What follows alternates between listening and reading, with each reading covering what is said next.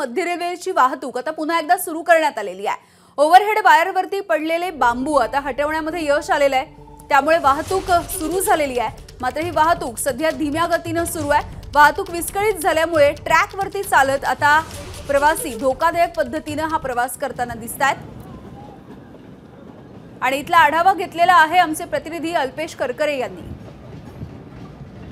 मी सध्या मध्य रेल्वेच्या माटुंगा स्टेशन परिसरामध्ये आहे। आज सकाळी मध्य रेल्वेच्या माटुंगा आणि सायन परिसरामध्ये ओव्हरहेड वायरवर बांबू पडल्याची घटना घडली होती आणि त्यामुळे कुठेतरी मध्य रेल्वेची वाहतूक ही विस्कळीत झाल्याचा प्रकार समोर आला होता। आपण सध्याची दृश्य पाहतोय।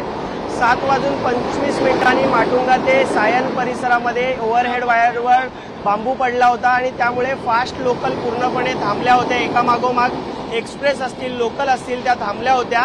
आता ओव्हरहेडवर वायरवरचा जो बांबू पडला होता तो 8:20 बाजूला करण्यात आलेला आहे। हा प्रॉब्लेम दूर करण्यात आलेला आहे।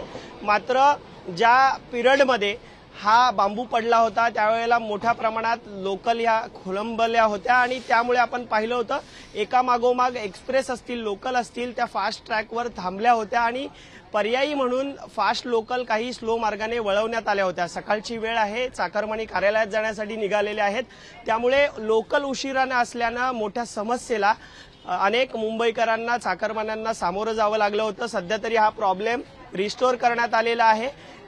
याच प्रॉब्लेममुळे अनेक स्थानकामध्ये सध्या सकाळी गर्दी पाहायला मिळत होती। सध्या माटुंगा ते सायन परिसरामध्ये ओव्हरहेड वायरवर जो बांबू पडला होता तो बाजूला करण्यात आलेला आहे आणि वाहतूक सुरळीत आता सुरू झालेली आहे। मात्र ज्या गाड्या एकामागोमाग थांबल्या होत्या तो आता प्रॉब्लेम सॉल्व्ह करण्यासाठी मध्य रेल्वे प्रयत्न करते। त्यानुसार आपण पाहिलं तर माटुंगा स्थानकामध्ये सध्या काही प्रमाणातच गर्दी ही सध्या पाहायला मिळते। मात्र सकाळी ज्या वेळेला हा प्रॉब्लेम झाला त्यावेळेला प्रत्येक स्थानकामध्ये गर्दी पाहायला मिळत होती। सकाळची वेळ होती आणि त्यामुळे अनेक समस्यांना मुंबईकरांना सामोरं जावं लागत होतं।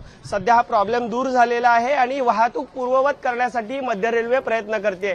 कॅमेरामन दीपेश महाजनसह मी अल्पेश करकरे, एबीपी माझा, मुंबई।